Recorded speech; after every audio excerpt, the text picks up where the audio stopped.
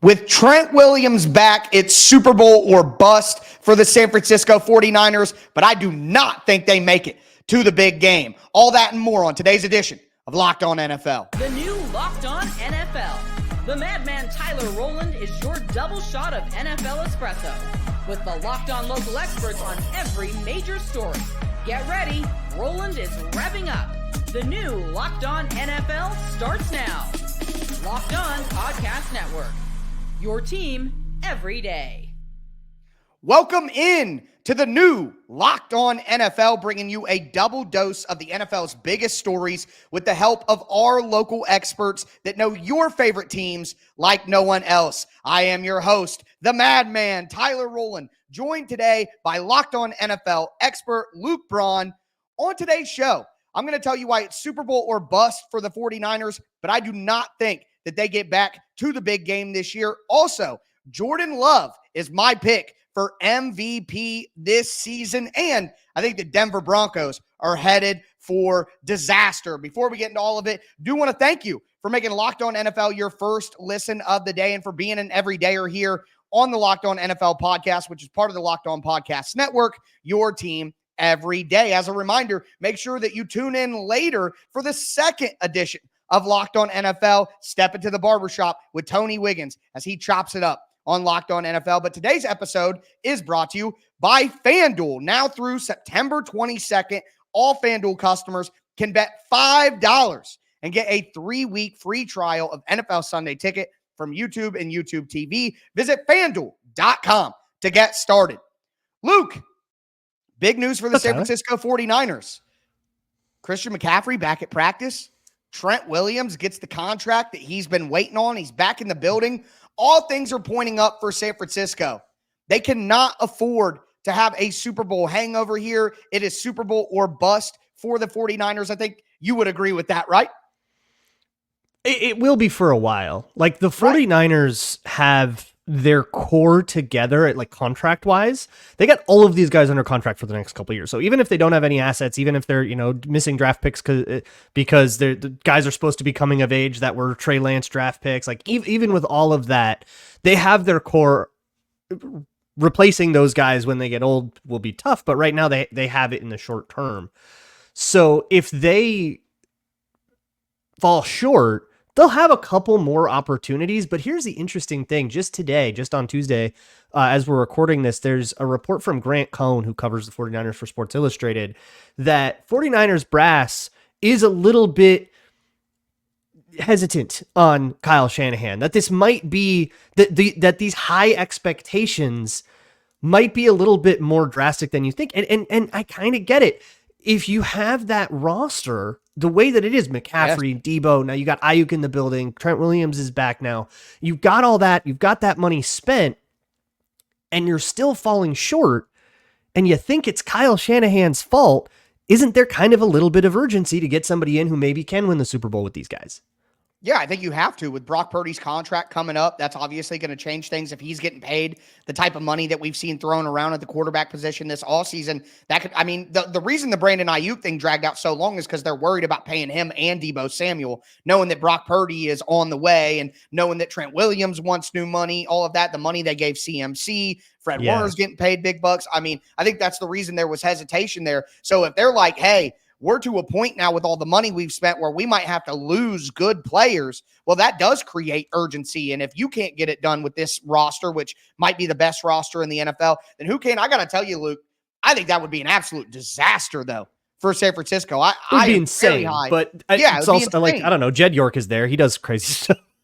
That's true. I saw somewhere where I forget what it was looking at, but they were going through like who could dethrone Patrick Mahomes. And it's like Jordan Love, CJ Stroud, Kyle Shanahan. Like Shanahan was put in the list with all the quarterbacks. And like, to me, that's smart. That makes sense. But I think for them that's an interesting thing, whether Shanahan should be on the hot seat. I think he absolutely should not. But I understand at some point you can't change all the players. And if you want to change something, the coach is usually first on that list. But now with Trent Williams back and CMC back, the question is Trent Williams going to be ready to play? We're going to hear from our guys at Locked On 49ers, Brian Peacock and Eric Crocker about that. Don't love the idea of going into the season without Trent Williams, but to be honest, Croc, like an offensive tackle, can he go out there and play 70 snaps this week? I think it's harder for Trent Williams to come back than it has been for Aiyuk this year or Bosa last year, because wide receivers and defensive ends can rotate in and out. You don't rotate offensive tackles. Trent Williams is going to walk in without any camp, any preseason, and be like, cool, I'm just going to play all game, Monday Night Football, like nothing. I mean, he's a special talent, but man, that's asking a lot for an offensive lineman. We might see the first ever left tackle rotation in NFL history on Monday night. Look, Brian Peacock is one of my favorite voices on this network, but I am not concerned whatsoever. I mean, Trent Williams is one of the best left tackles ever, probably. And it's just preseason games. Where was Trent Williams going to play in the preseason anyway? Probably not. No, there's like, you want the like practice and camp parts of that, and you want like the physical ramp up. You want to get hit. Like, you don't want the first time you get hit in an NFL season to be a live game. Like, you would rather that come from a teammate that doesn't want to injure you. But Trent Williams is a veteran enough. He'll manage just fine. Right. That's my general point of, you are right about that, Luke. And that's why I like podcasting with you, Luke. Got to have a little bit of brains added to the show every now and then. That's why you're here.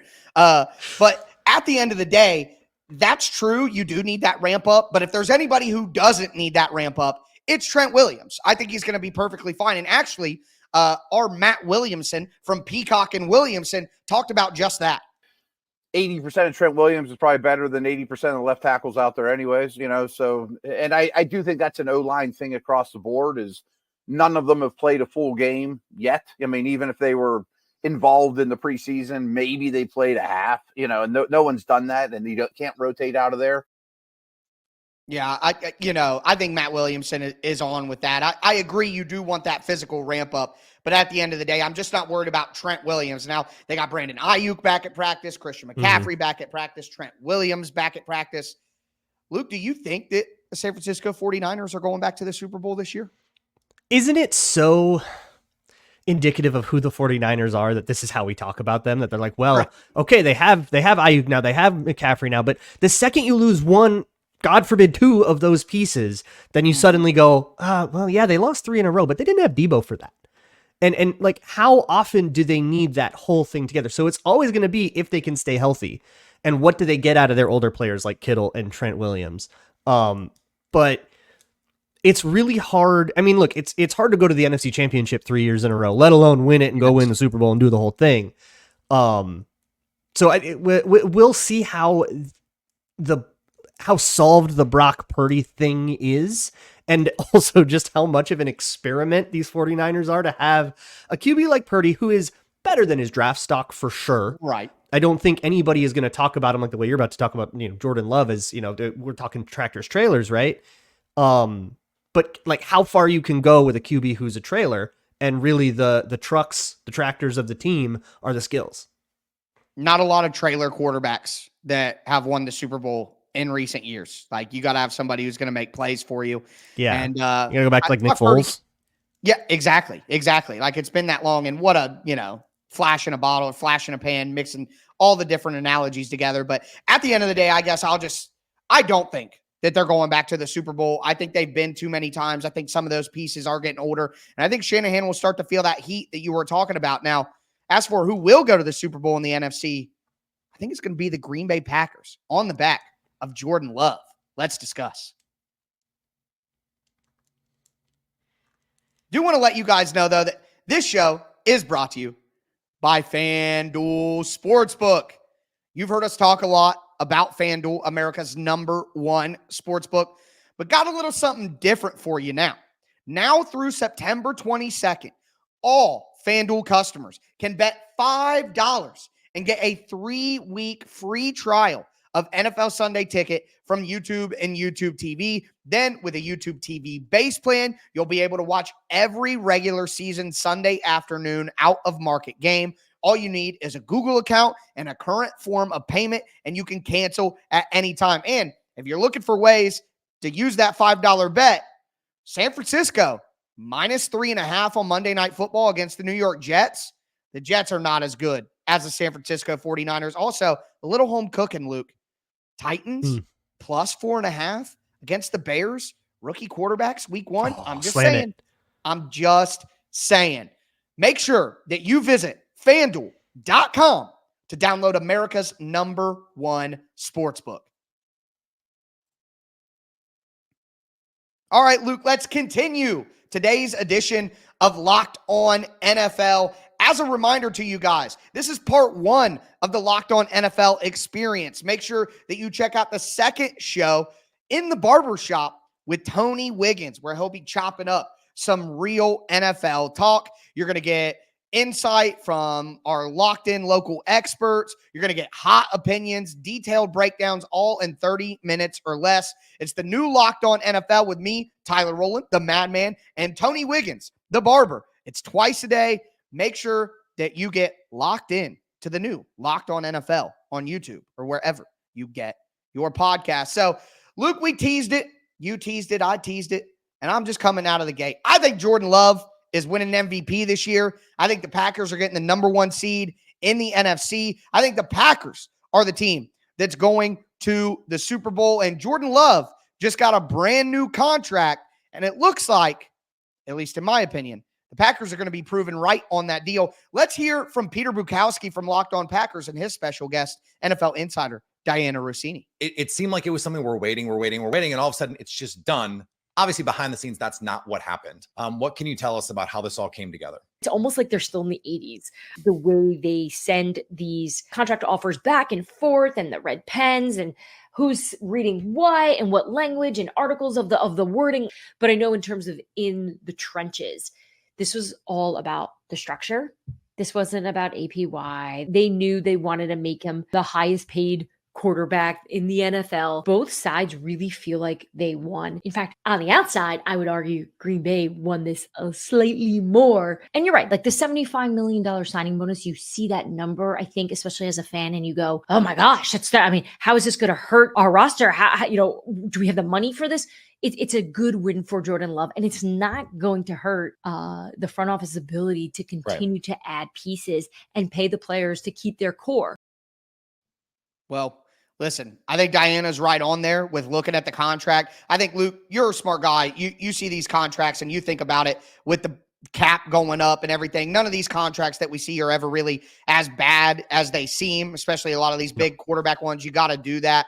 I came out strong. I think Love wins MVP. I think the Packers hit right here. Whether you agree or disagree, as somebody who is in that division, what could go wrong for the Packers with this deal?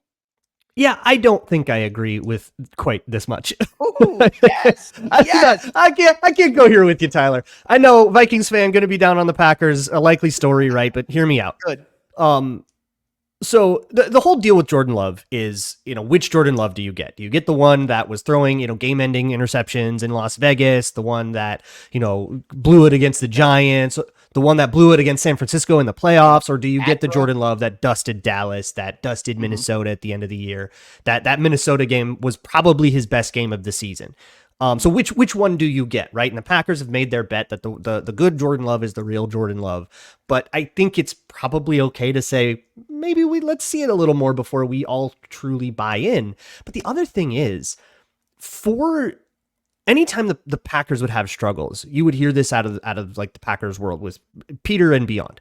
You would hear, well, he's dealing with a bunch of rookie receivers and they made the mistakes and it's really their fault. It's the same group of dudes. Right. So if you think that those were the guys holding back Jordan Love, unless you just think they all magically became way better versions of themselves, hey, second year leap is a thing, but you're betting on a bunch of those, it's the same group of dudes. They're the youngest team in the NFL. Mm-hmm. That is sold as a good thing sometimes, where, hey, that means the future is there. That means there's a lot of rookie contracts. Right. That means, that their future is bright because they're young. But that also means that they're inexperienced. So if we think, Packers going to the Super Bowl, Packers making these kinds of runs, getting to the playoffs last year and winning a game was huge for them, because I think breaking that barrier makes it makes it feel more possible in your head next time you're there. Mm-hmm. But this is still a young, inexperienced team. And that's going to mean bozo stuff. That's going to mean mistakes. And Jordan Love himself is not immune to that. Contract-wise, they're locked into him for, I would say, 3 years. In 2027, if things are going bad, the Packers could get out of it without that much pain.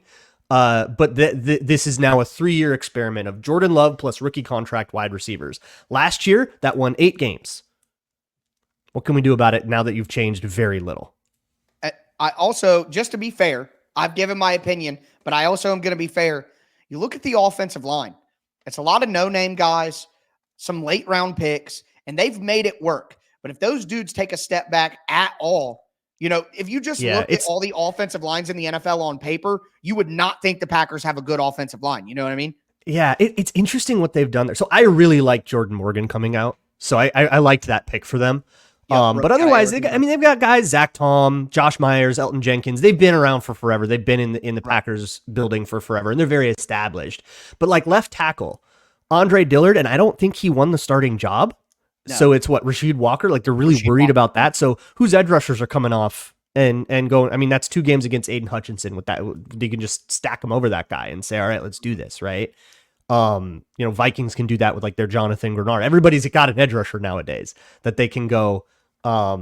Stack over that guy. So how are you going to help him? How much are you going to have to rely on him holding up for Jordan Love to do what he does? Like, I think like the Jordan Love from Utah State is a long forgotten memory. I think he's a much more mechanically sound QB than he used to be. It's just that bozo gene. And that comes with some experience. And I think Packers fans have to understand that they're going to need to be as patient with this as they were with, if you want to compare it to Aaron Rodgers, 20 years ago, Aaron Rodgers took a couple years before he was really like the guy that won that Super Bowl. 08 Rodgers, 09 Rodgers. 08 Rodgers, 09 Rodgers wasn't quite that fully put together version of himself. And by then you're going to start having to pay all these guys that you're bragging about being so young. Then it ruins the young roster effect and everything like that. Yeah, it's definitely possible. Now, you talked about patience with a quarterback. I'll tell you one quarterback in the NFC North that I do not have any patience with, and it's Caleb Williams. And I'll tell you why after we hear from Lauren Cox. PR campaign. We heard so many different Bears players, DJ Moore, I think Jalen Johnson, others, talk about how much Justin Fields was loved in the locker room and how he was their leader and that his teammates, Cole Kmet as well, sticking by him, wanting to be there and have him be a part of this team if it were up to them. And it led to all these questions about, okay, how will this locker room handle the leadership transition from Justin Fields to Caleb Williams? And clearly, and I think a lot of the credit belongs to Caleb Williams, but clearly Caleb has been able to step in and play this the right way, listen when he's supposed to listen, talk when he's supposed to talk, not go too far out of turn or rush too fast or try to be too much or try to be anything really more than just himself in this process. And that's how you endear yourself and work hard and show your desire to win. And as we expected, the team really took to that and is already full believers in Caleb Williams. Man, I got to tell you, yesterday having Lauren on as my co-host, seeing his video there, that beard just looking absolutely fantastic for Lauren going into the season. Amazing. But Caleb Williams also looked guaranteed he's over 18 now. Absolutely. But so my whole thought process on Caleb Williams is he was expected to be the number 1 quarterback in his draft for multiple years in a row. Everybody was talking about him until he got drafted. Comes in. Some people are even saying that the Bears are giving him the best situation that any rookie quarterback has ever gone into with their wide receiver group and their offensive line. Yes. Ever? Okay.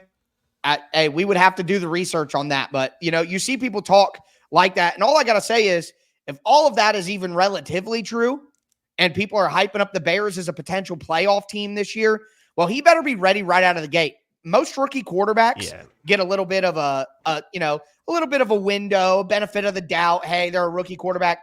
I don't have that with Caleb Williams. With the hype surrounding him, the situation that he's in, how he performed in the preseason, Caleb Williams needs to hit the ground running immediately. And I have high expectations for him out of the gate. And I think just with all the conversation around the Bears, Caleb Williams does not have the runway that most rookie quarterbacks would have. The Bears haven't given it to him. They have the way that they've coached him, and you can tell in the preseason, he's the same guy that he has been in college. They haven't tried to edit his game at all, right? And that's the decision that you make. Do we like who he was in college? How much do we want to change about that? We drafted him 1 overall because of who this guy is. But they've made their choice that the guy you were in college, run around, hold the ball forever, schoolyard, that's what we're going to embrace and what our identity as a team is going to be. So better work. Because if he's getting chased down by faster edges than you're going to see in the Pac-12, well, I guess you won't see him in the Pac-12 anymore. But if you're going to get chased down by faster edges and it's all going to fall apart, and now you have to like actually try to make a drop back quarterback out of Caleb Williams, well, you just lost his first training camp. So you better not want to do that. I mean, they have very clearly made the declaration that this quarterback is out of the box exactly what we want our franchise to be forever. Yep. We'll see. We'll see. And that's my point. That's my point right there is he doesn't get that runway because they're telling us, hey, exactly what he is exactly what we want. We don't need to change him. We don't need to fix his mechanics. We don't need to make him into a pocket passer. We just want him as he is. So, okay, let's see it then. Let's see it. That's all I got to say. But now I'm going to get into one of my favorite pastimes ever, Luke, and that's hating on the Denver Broncos. Can't wait. Before we do want to let you guys know that today's episode is brought to you by eBay Motors. Passion, drive, patience. The formula for winning championships is also what keeps your ride or die alive. eBay Motors has everything you need to maintain your vehicle and level it up to peak performance, from superchargers to roof racks, exhaust kits, LED headlights, and more. Whether you're into speed, power, or style, eBay Motors has you covered. With over 122 million parts for your number one ride or die, you'll always find exactly what you're looking for. And with eBay Guaranteed Fit, your part is guaranteed to fit your ride every time or your money back. Because with eBay Motors, you're burning rubber, not cash. With all the parts you need at the prices you want, it's easy to make your car the MVP and bring home huge wins. Keep your ride or die alive at ebaymotors.com. Eligible items only. Exclusions apply. eBay Guaranteed Fit only available to U.S. customers. All right, Luke, that was tongue in cheek. Broncos fans, everyone relax. Everyone relax. No, get him. Okay. No, it's the truth. Get him. They tried to. Sean Payton lied on the podium and tried to say that they tricked the Vikings into taking J.J. McCarthy. Get him. No mercy. No. Luke, I hated that so much. He congratulated himself for tricking somebody that wasn't tricked. It doesn't. Yeah. No. It made. Oh, you got him to pick the quarterback that they loved unconditionally throughout the entire draft process, loudly. Oh, right. You did really? Right. I mean, he's like, oh, we didn't let anybody know that Bo Nix was our guy. Well, nobody wanted him anyways, except you. So, anyways, my whole point here is Bo Nix is going to be the starting quarterback for the Broncos. Okay. And I saw some predictions on NFL Network. People have the Broncos in the playoffs. And I just think this is absurd. Now, before we get into it, do want to hear from our guys, Cody Roark and Sayer Bennington from the Locked On Broncos. I think the tight end position is going to be a big focal point of Rack. I think the running backs as well. Last year, everything was just slanted a little bit towards running backs out of the backfield. This year, and I think specifically in this game, we're going to see the beginning of it being receiver, running back, tight end, the wide variety of options at Bo Nix's disposal. And I think Sean Payton's going to unleash that a little bit here. Listen, he's going to unleash it. Cody unleash Adam Troutman. Yeah, true. Dude, I was literally going to go there. I'm a Dayton guy. Adam Troutman from Dayton. I would love for him to be good, but what is he unleashing? The Broncos roster is just not good. Courtland Sutton is a good number 2 wide receiver. Josh Reynolds, didn't we watch him drop a bunch of passes in a big game for the Lions? Marvin Mims, last year, Sean Payton spent the whole season saying they need to get Marvin Mims more involved. And then they draft Troy Franklin, who in my opinion is a similar player. You want him to be a deep threat down the field. He might not have made the team if it weren't for how high he was drafted. So I don't think he changes the futures. I wouldn't change your fantasy ADP on Marvin Mims because of Troy Franklin. Right. Absolutely. But Javonte Williams, people were worried about his health. Jaleel McLaughlin is a good, depth running back, but Estime is not a very fast player. The rookie running back out of Notre Dame, Troutman, Greg Dulcich. I mean, what are we unleashing here? Look, they have a pretty decent offensive line. I will give you that. So if anything, they need to run the football and minimize Bo Nix. I guess I'm just sick of the Sean Payton love because I feel like any support for the Broncos right now comes from like confidence in Sean Payton. Sean Payton has won like 3 playoff games since I was in high school. Luke, I'm in my mid-30s. He hasn't won a Super Bowl since 2009. Like, Sean Payton is not one of the best coaches in the NFL anymore. He's not a coach, in my opinion, that is a huge difference maker. Like, Sean Payton is not the reason that you're winning games. Bo Nix is not going to be the reason that you're winning games. You took a quarterback in the first round who, at maximum, is a game manager. And the reason you do that is because you think that your head football coach is so great and so talented and is such a big difference maker that he can do it with that. And I just don't agree with any of it. I don't agree with Bo Nix being a good player. I don't agree with Sean Payton being a difference maker as a coach at this stage in his career. Look, Sean Payton has been a difference maker in his career. Like, if you look at the totality of Sean Payton's career, he's a very good coach. But right now in 2024, I do not see Sean Payton as a difference-making head coach. And their roster is, I mean, I know they got some players on defense that are pretty good. Obviously, Pat Surtain. I know that there are other guys on there, but they just don't have anywhere near a good enough roster for me to look at it and be like, oh yeah, Sean Payton's such a great coach. He's going to take them to the playoffs. I think the Broncos have a better chance of having a top 3 pick and contemplating taking another quarterback. I mean, am I crazy here? It's that time of year. Everybody's looking at 10 wins and maybe a chance at the division, right? Right. It's eternal. Like, yeah, right. Here's what I see in the preseason, the way that Bo Nix, like schematically, the way Sean Payton handled Bo Nix was not becoming of a guy that has confidence in his quarterback. The way the Bears handled Caleb Williams, that's a team that has confidence in their quarterback, right? They were calling deeper concepts. They were calling more complicated reads. And sometimes he would bail on that and just do his own thing, but they let him, right? Bo Nix did what he did at Oregon. Quick game, one-step drops, slants, stick, classics. And that's fine, but that's like the offense you install for a backup quarterback. Now, it's the preseason, so everybody's going to say, well, of course he was hiding all of his good stuff. But the preseason is where you run your staples. Like, that's where you run the stuff that you're going to rely on game in and game out. The subversions on that are what you save for the regular season, but the base of your offense is what you install, run, practice in the preseason.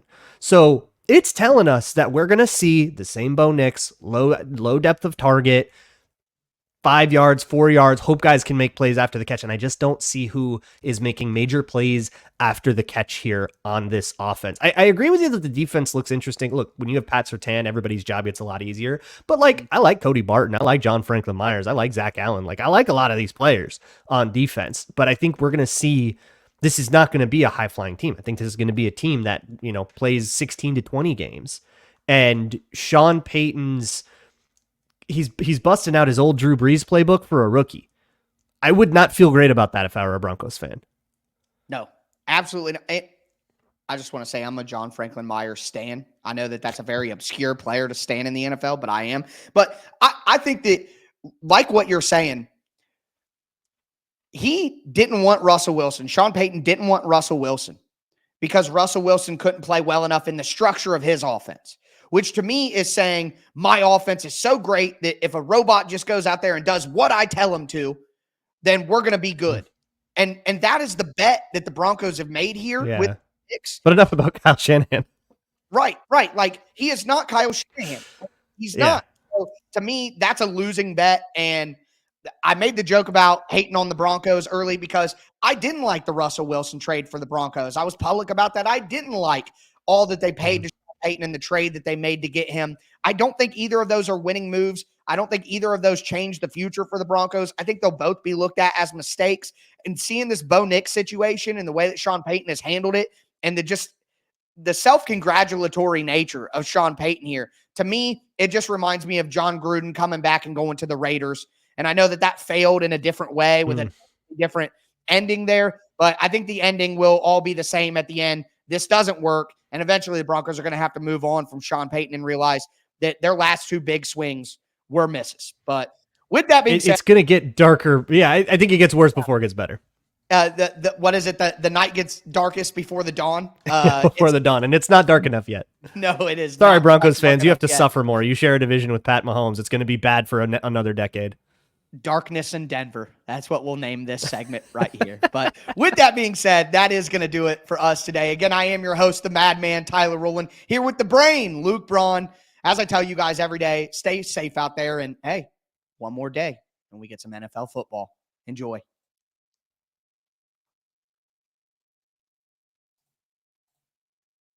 All right, we cooked.